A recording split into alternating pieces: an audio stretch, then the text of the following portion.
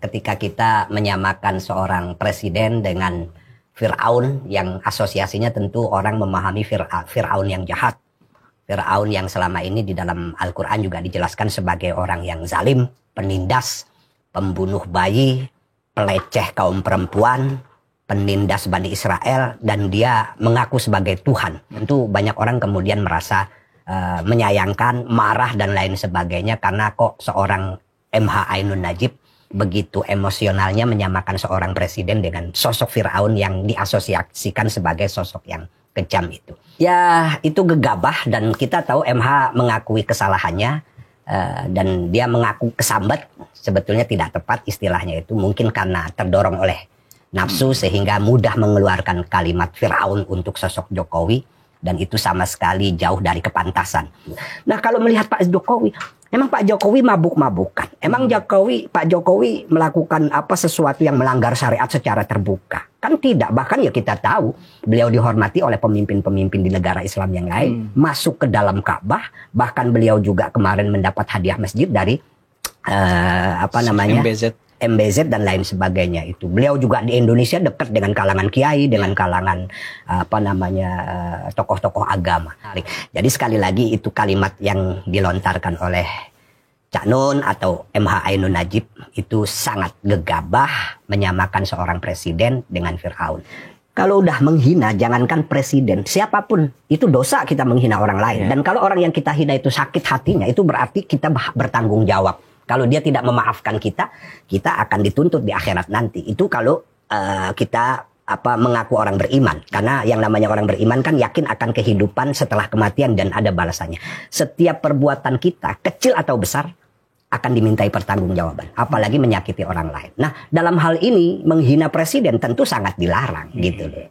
Tentu sangat dilarang menghina presiden. Menghina orang biasa aja nggak boleh, apalagi menghina presiden. Pemimpin itu harus dihormati, harus dihargai. Dengan menggunakan istilah saya kesambet aja, itu berarti dia tidak paham tentang anatomi tubuh manusia.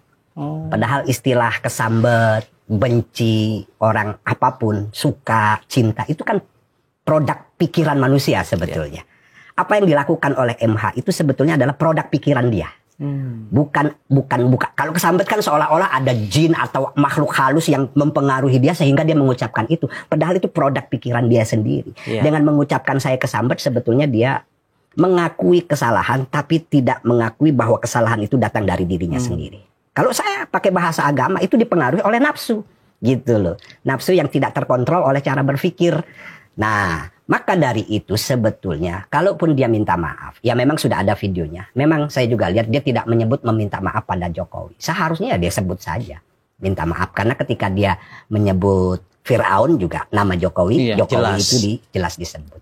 Nah, penting sekali kita itu minta maaf sama manusia. Karena kalau kita berdosa pada Tuhan, kita berdosa pada Allah, kita istighfar, minta ampun dan berjanji tidak mengulangi lagi, itu pasti Allah ampuni. Tapi kalau berdosa pada manusia, kalau kita tidak minta maaf sama manusianya itu, ya itu nanti akan jadi perhitungan di akhirat nanti.